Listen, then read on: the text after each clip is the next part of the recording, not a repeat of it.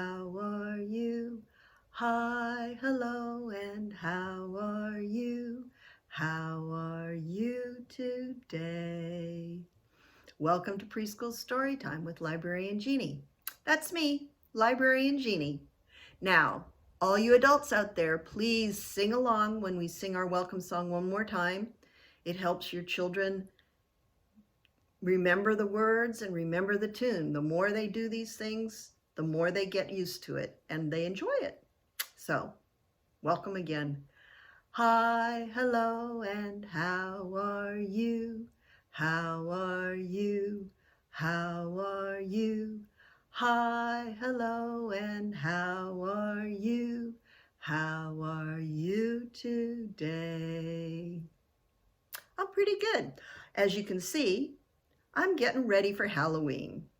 Now, some of you families might not celebrate Halloween, and that's okay, but I do, and so I'm going to tell some Halloween stories, read some Halloween books today. It's going to be a different sort of Halloween, no trick-or-treating, and I'm not even dressed up in a costume. Usually I have a costume. I don't this year, but that doesn't stop me from decorating my house. So let's get started. I have a little red house. Little red house? Looks sort of faded, doesn't it? And in the little red house, there's a little yellow house. You're telling me it's not yellow? Witch has a yellow band on her hat. You see that? Says it's a yellow house. And in the little yellow house, there's a little green house. Not green either, is it? There's a green witch and some green pumpkin vines behind me. In the little green house, there's a little blue house. Wonder what happened to the colors of our houses. In the little blue house, there's a little pink house. Pink? I don't think so. In the little pink house, there is a little purple house. They're very faded, aren't they? In the little purple house, there's a little orange house.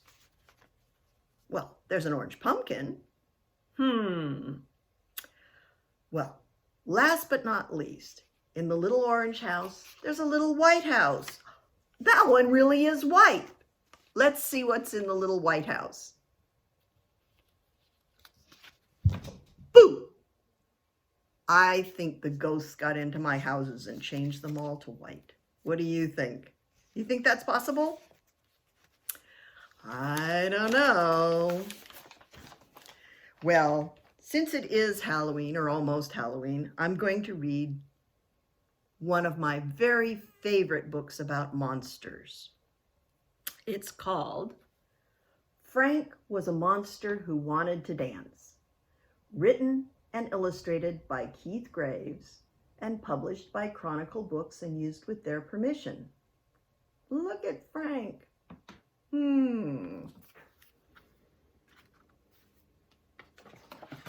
Ooh, there's all these dance steps. Could you follow that map of dance steps? It says, hand walk, reattach, leg in mid-leap. Detach leg and toss. Hop, hop. I don't know if I could do that.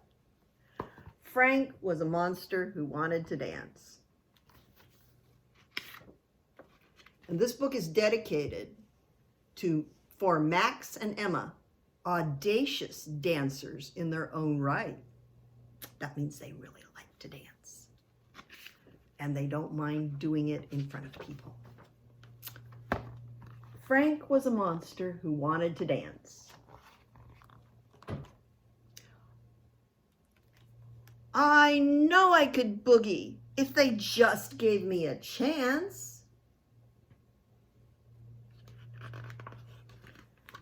So he put on his hat and his shoes made in France and opened a jar and put ants in his pants. That'd make you move around, wouldn't it? Yahoo! He drove to the theater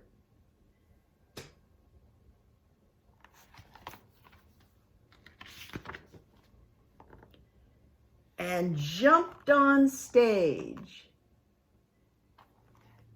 Then he danced like his shoe size instead of his age. He looks, I don't know, how old do you think Frank looks? His shoe size can't be more than 10 or 11, right?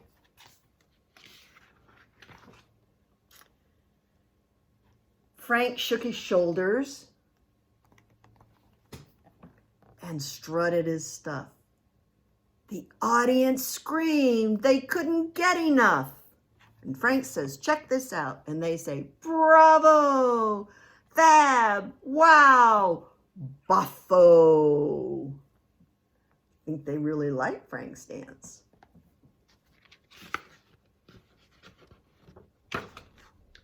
Frank did a cartwheel. Yippee, yow! Frank did a flip.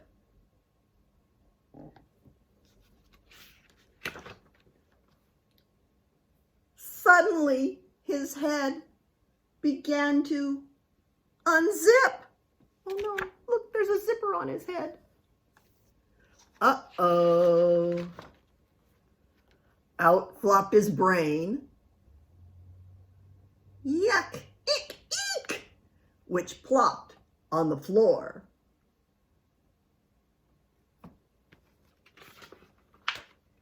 Which loosened his eyeball, which rolled out the door. Meow. There's a cat there. I think the cat's gonna go after his eyeball.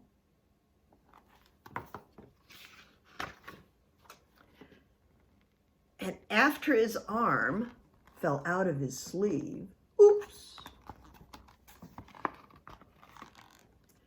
the horrified audience started to leave. And they're saying, yikes, run, oh! But Frank kept on dancing. He said, oh, what the heck? And laughed as his head fell off of his neck. Ha ha ha ha!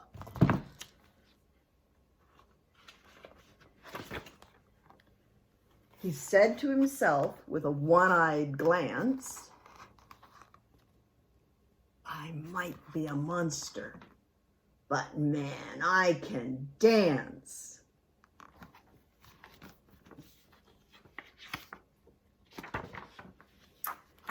And there are Frank's dance steps, like at the beginning. Let's see, it begins here, and it says leap, hop, twist, flip, split, slide, cartwheel, pirouette. And there's a jump over there too. Can you do all those things? Flip and twist and slide, like Frank, who was a monster who wanted to dance. So in Frank's honor, let's count monsters dancing, okay? 1 little, 2 little, 3 little monsters, 4 little, 5 little, 6 little monsters, 7 little, 8 little, 9 little monsters, 10 little monsters dancing. 10 little, 9 little, 8 little monsters, 7 little, 6 little, 5 little monsters, 4 little, 3 little, 2 little monsters, 1 little monster left dancing. So that's what monsters do, or some monsters anyway. Now, our second book is called Herbert's First Halloween by Cynthia Rylant, illustrated by Stephen Henry, and published by Chronicle Books and used with their permission. And for you adults out there, this book talks about making decisions. What do you think they're making decisions about?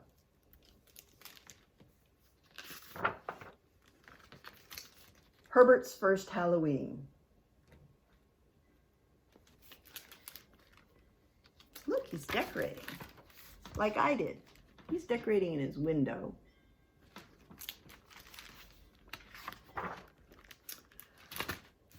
Herbert was not sure about Halloween.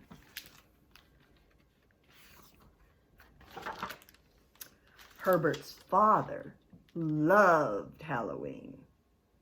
Look at all the things he has, sort of like what I have. He was very excited that this was Herbert's first.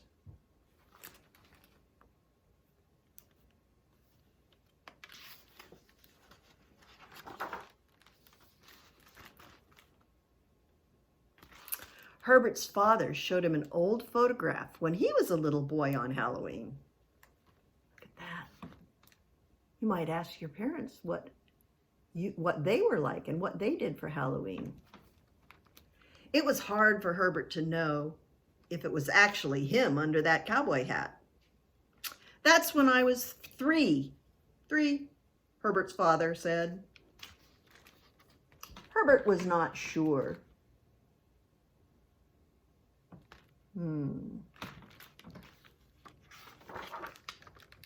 I didn't want to be spooky, said Herbert's father.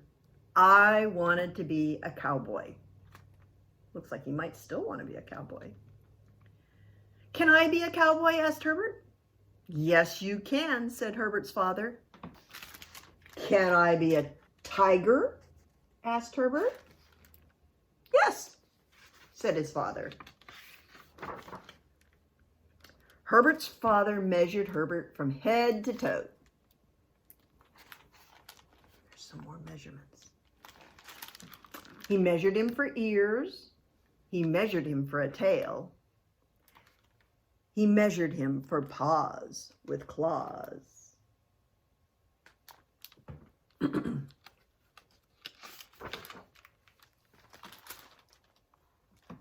Suppose he's pretending to be a tiger there? I think so. Herbert asked, can I roar? The answer was yes. Do y'all want to roar? Roar! Roar! Pretty good roaring.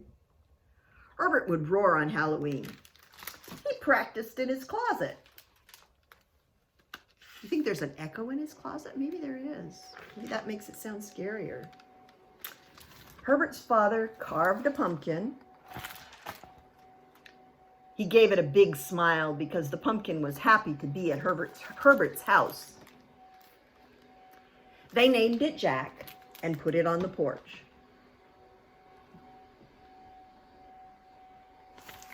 I decided I wasn't going to carve my pumpkin this year. I just like it the way it is.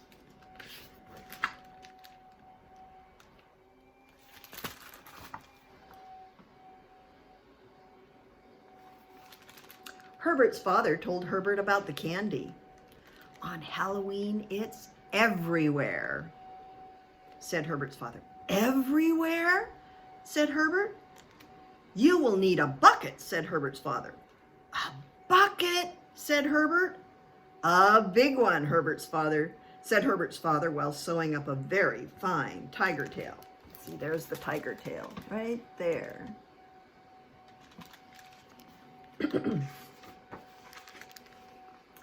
On the last day of October, Jack put on his biggest smile. See, there's Jack-o'-lantern. And Herbert put on his costume.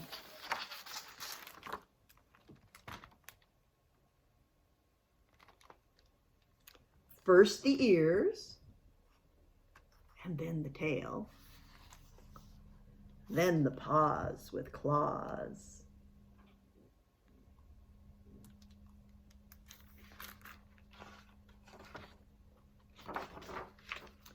Herbert took his father's hand.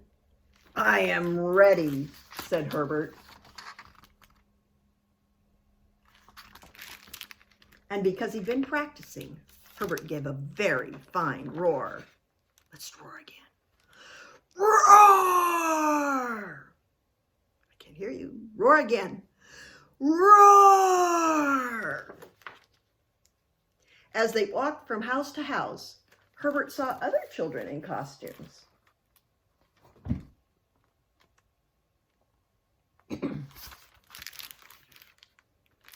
There's Herbert's father still in his cowboy costume. The little ghost said, "Boo!" But Herbert said, "Roar!" Just as Herbert's father had promised, candy was everywhere. Herbert roared many tiger thank yous.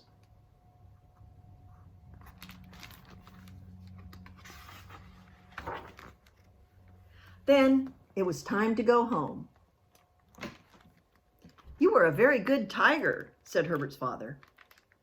"I might be a bear next time," said Herbert. "Bears can be scary," said Herbert's father. "Are you sure?" Herbert gave it some thought. The answer was yes.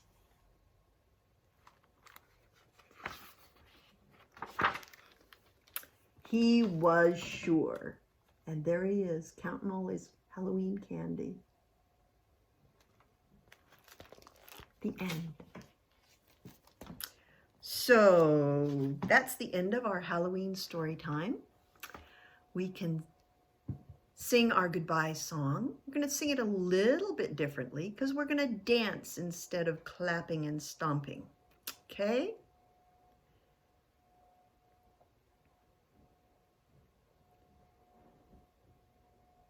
If you're happy and you know it, wave your arms. If you're happy and you know it, wave your arms.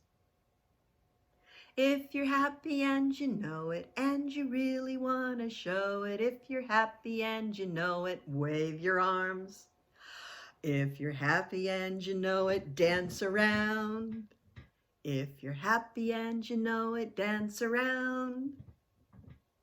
If you're happy and you know it, and you really want to show it, if you're happy and you know it, dance around. If you're happy and you know it, wave goodbye. Goodbye. If you're happy and you know it, wave goodbye. Goodbye. If you're happy and you know it, and you really want to show it, if you're happy and you know it, wave goodbye. Goodbye. If you're happy and you know it, do all three. Wave your arms. Dance around. Wave goodbye. Goodbye. If you're happy and you know it, do all three.